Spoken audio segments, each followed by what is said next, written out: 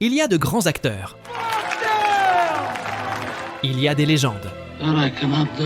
Et puis il y a Daniel Day-Lewis. I am the third revelation. I am the third revelation. Le seul interprète qui a transformé chaque rôle en un acte de disparition totale, habitant ses personnages jusqu'à la limite physique, mentale et émotionnelle. Il a appris à écrire en n'utilisant qu'un seul pied, vivant comme un paralysé même hors caméra. Il a passé des mois isolé dans une maison coupée du monde pour comprendre un personnage. Il a parlé pendant des années avec une voix qui n'était pas la sienne. Et ce n'est que la partie émergée de l'iceberg. Avec à peine une vingtaine de rôles dans toute sa carrière, il a été nommé 6 fois à l'Oscar du meilleur acteur, en remportant 3. Un exploit que personne d'autre n'a jamais accompli. Il a gagné 146 prix pour 212 nominations, détenant le record historique du meilleur ratio entre récompenses et candidatures. Pendant des années, il a disparu, et maintenant que son nom revient au centre du débat avec son nouveau film, la question est inévitable. Sommes-nous face au meilleur acteur de l'histoire du cinéma ? La réponse est oui. Installe-toi, parce que dans cette vidéo, il n'y a pas de fanatisme. Il y a des preuves. If we go, there's a chance there won't be a fight. There's no powder. If we don't go in that, there's no chance. None. You understand? Le dernier des Mohicans est la preuve que Daniel Day-Lewis n'a pas besoin de transformations extrêmes, ni de crier pour s'imposer. Ici, il disparaît sans attirer l'attention. Il ne cherche pas le plan, il ne réclame pas la scène, il ne souligne rien. Il est simplement là. Et au cinéma, c'est rarissime. Ce rôle ne parle pas de psychologie, il parle d'identité.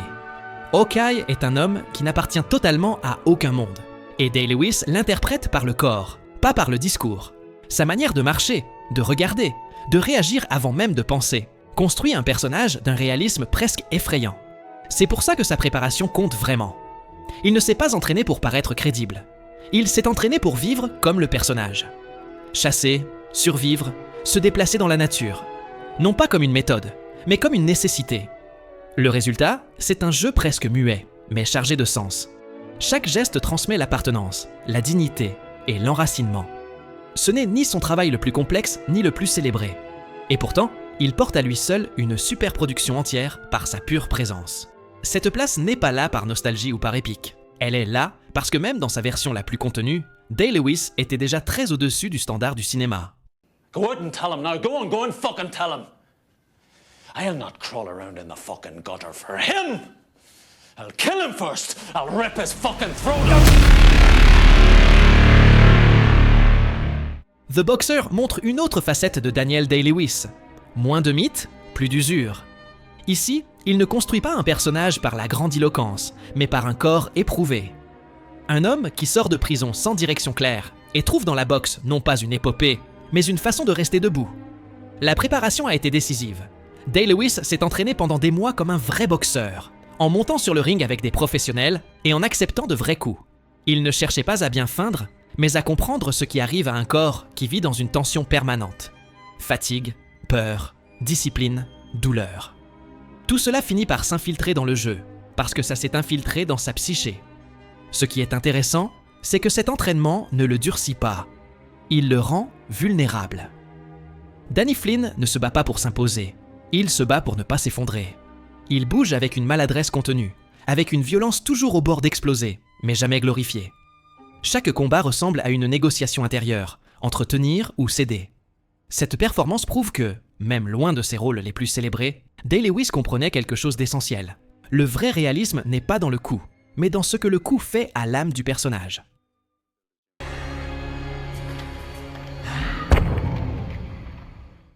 Because I cannot have another in my life! Because I lie and sign myself to lies! The Crucible est l'une des performances les plus importantes de Daniel Day-Lewis parce qu'elle ne cherche pas les faits. Elle parle de principes. John Proctor est un homme acculé par une société malade, où dire la vérité est plus dangereux que mentir. Et Day-Lewis comprend quelque chose de crucial. Ce personnage n'a pas besoin de grandeur, il a besoin de résistance. Ici, pas de méthode spectaculaire, ni de transformation physique frappante. tout se joue à l'intérieur. Chaque scène était construite sur une pression constante, comme si le monde se refermait peu à peu autour du personnage. Sa voix, sa posture, ses silences transmettent le poids de quelqu'un qui sait que céder serait plus facile, mais aussi une défaite irréversible. Ce qui rend cette interprétation réellement pertinente, c'est son actualité. Proctor ne lutte pas seulement contre une accusation mensongère, il lutte contre la peur collective, contre l'hystérie morale, contre un système qui exige des coupables pour se maintenir. Day-Lewis n'en fait ni un martyr ni un héros admirable. Il le rend humain, maladroit, orgueilleux, profondément conscient de ce qu'il perdrait s'il trahissait sa vérité. I'm an innocent man! I spent 15 years in prison for something I didn't do! I watched my father die in a British prison for something he didn't do! C'est l'une des performances les plus brutes et les plus honnêtes émotionnellement de Daniel Day-Lewis, parce qu'elle ne part pas du contrôle, mais du chaos. Jerry Conlon n'est ni un héros tragique, ni un symbole moral. C'est un gamin immature, inconscient, qui entre dans un cauchemar qui le dépasse complètement. Et Day-Lewis comprend que le trajet du personnage n'est pas une rédemption épique, mais une destruction lente. Ce qui impressionne ici, ce n'est pas seulement l'intensité, c'est l'arc. Day-Lewis commence dans la légèreté, presque dans l'irresponsabilité, puis il perd des couches d'identité, scène après scène. Le corps se rétrécit, le regard s'éteint, la voix change. La prison ne le durcit pas, elle le vide.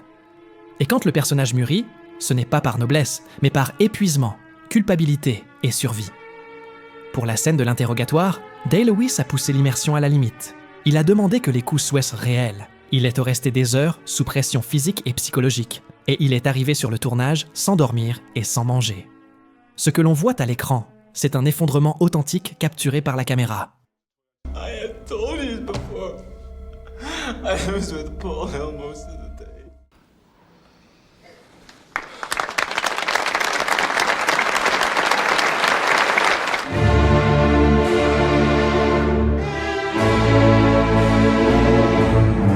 Probablement la performance la plus incomprise de Daniel Day-Lewis. Parce qu'ici, il n'y a ni transformation visible, ni explosions émotionnelles, ni scène à Oscar. Et c'est précisément pour ça que c'est l'une des plus difficiles. Le temps de l'innocence est un cinéma de la répression. Et Day-Lewis construit son personnage à partir de ce qui ne peut pas se dire. Son travail est une pure retenue. Tout se joue dans les micro-gestes. Un regard qui s'attarde une demi-seconde de trop, un sourire qui ne se forme jamais complètement, un corps qui semble toujours légèrement déplacé. Et cela exige un contrôle absolu du rythme intérieur, parce que le moindre excès briserait l'équilibre moral du personnage. Ce qui est vraiment brillant, c'est la manière dont il transforme la correction sociale en conflit physique.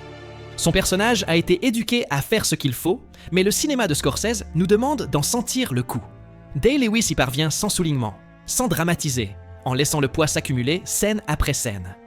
Chaque décision correcte est, en réalité, une petite perte. Cette performance compte parce qu'elle démontre quelque chose d'essentiel. Day-Lewis ne maîtrise pas seulement l'excès et la destruction, mais aussi le silence élégant, la tragédie intérieure et l'émotion qui n'arrive jamais à s'exprimer. Ici, il ne disparaît pas dans un personnage extrême. Il disparaît dans une norme sociale. Et, en termes d'interprétation, c'est l'une des choses les plus complexes qui existent.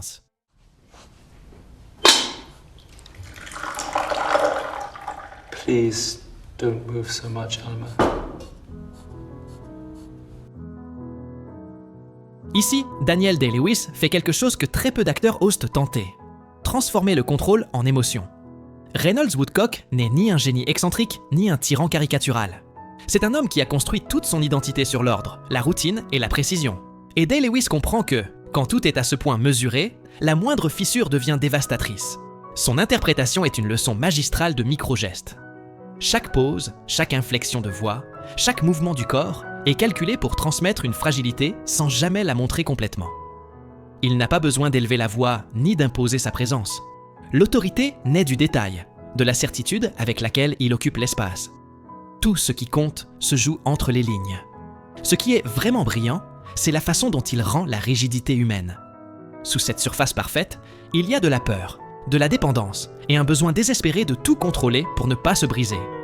Day-Lewis ne cherche pas à ce qu'on empathise facilement avec le personnage. Il cherche à ce qu'on le comprenne, même quand il met mal à l'aise. Phantom Thread est un adieu parfait parce qu'il résume toute sa carrière. Technique extrême, intelligence émotionnelle et maîtrise absolue du silence. Il n'y a pas d'exhibition, il y a de la maîtrise. Christian Lord, guide my hand against your Roman popery. Dans Gangs of New York, Daniel Day-Lewis franchit une ligne dangereuse. Bill the Butcher n'est pas seulement un méchant charismatique. C'est une force vivante, imprévisible, violente, magnétique. Et pour en arriver là, Day-Lewis a transformé le tournage en prolongement du personnage. Il ne s'entrait pas et ne sortait pas du rôle. Il vivait comme Bill. Pendant des mois, il s'est entraîné comme un boucher professionnel pour maîtriser couteaux, gestes et mouvements, avec une précision réelle. Il a appris à lancer des couteaux, à se battre au corps à corps, et à se déplacer avec l'autorité physique de quelqu'un qui a survécu à la violence toute sa vie. Il a même réussi à toucher son œil de verre, avec un couteau sans scier. Sur le plateau, il parlait avec l'accent du personnage même hors caméra, intimidant sans effort quiconque le croisait. Beaucoup de membres de l'équipe ont reconnu qu'il imposait respect et peur sans avoir besoin de le jouer. Le plus extrême est venu avec le froid. Pendant le tournage en hiver, il a refusé de porter un manteau moderne pour rester fidèle à l'époque. Résultat, une pneumonie bien réelle, traitée par des médecins, sans quitter le personnage. Ce niveau d'engagement n'était pas de la posture, c'était une cohérence intérieure. Ce qu'on voit à l'écran n'est pas un excès vide. C'est un mélange rarissime de brutalité, de fierté, d'humour noir et de code moral tordu. Voilà pourquoi il dévore tout le film. Parce que Bill the Butcher ne semble pas écrit. On dirait qu'il a existé. 2 years ago, I proclaimed these people emancipated. Then, thenceforward and forever free.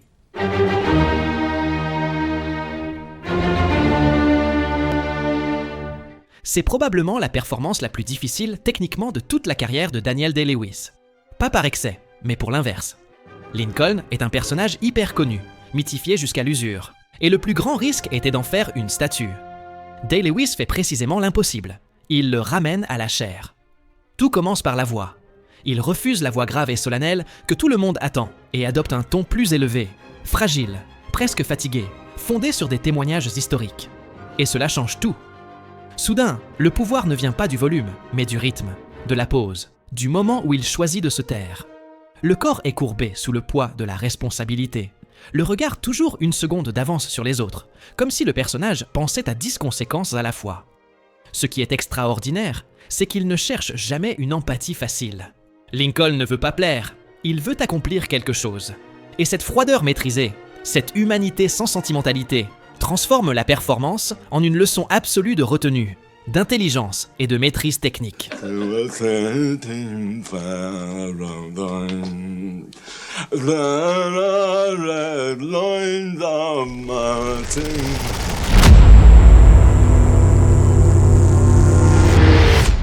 Cette performance ne devrait pas exister. Pas parce qu'elle est bonne, mais parce qu'elle franchit une limite physique et éthique que très peu d'acteurs ont osé, ne serait-ce que regarder. Dans Mon pied gauche, Daniel Day-Lewis n'interprète pas Christy Brown. Il renonce à son propre corps. Pendant tout le tournage, il est resté en fauteuil roulant, a permis qu'on le nourrisse, qu'on le porte, qu'on le traite comme le personnage même hors caméra. Pas comme une méthode publicitaire, mais parce qu'il a compris que l'humiliation, la dépendance et la frustration ne se jouent pas. Le plus perturbant, ce n'est pas la maîtrise technique totale, c'est la violence intérieure qu'il transmet, la rage, l'intelligence enfermée, le désir sexuel, l'orgueil blessé. Tout est là, sans adoucissement. Day-Lewis oblige le spectateur à regarder en face un homme brillant, enfermé dans un corps qui ne répond pas. Il y a quelque chose d'inconfortable, presque obscène, dans la distance qu'il parcourt. Ce n'est pas seulement une performance admirable, c'est une expérience limite. Et c'est pour cela que cela reste l'une des interprétations les plus extrêmes, risquées et décisives de toute l'histoire du cinéma.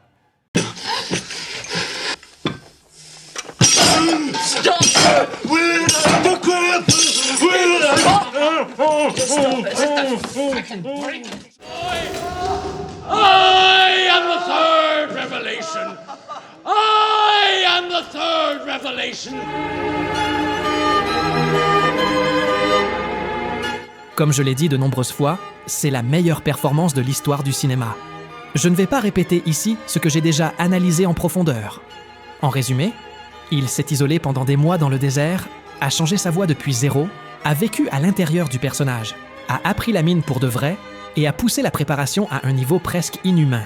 Si vous voulez vraiment comprendre pourquoi c'est le rôle le plus légendaire qu'un acteur nous ait jamais donné, vous avez ma vidéo la plus vue, où je l'explique en détail. Avec à peine une vingtaine de rôles, Day-Lewis a redéfini ce que signifie jouer. C'est pour ça que, pour moi, c'est le meilleur de tous les temps. Si cette vidéo t'a plu, tu as plus d'analyses comme ça sur la chaîne. Abonne-toi, lâche un like, et on se voit dans la prochaine.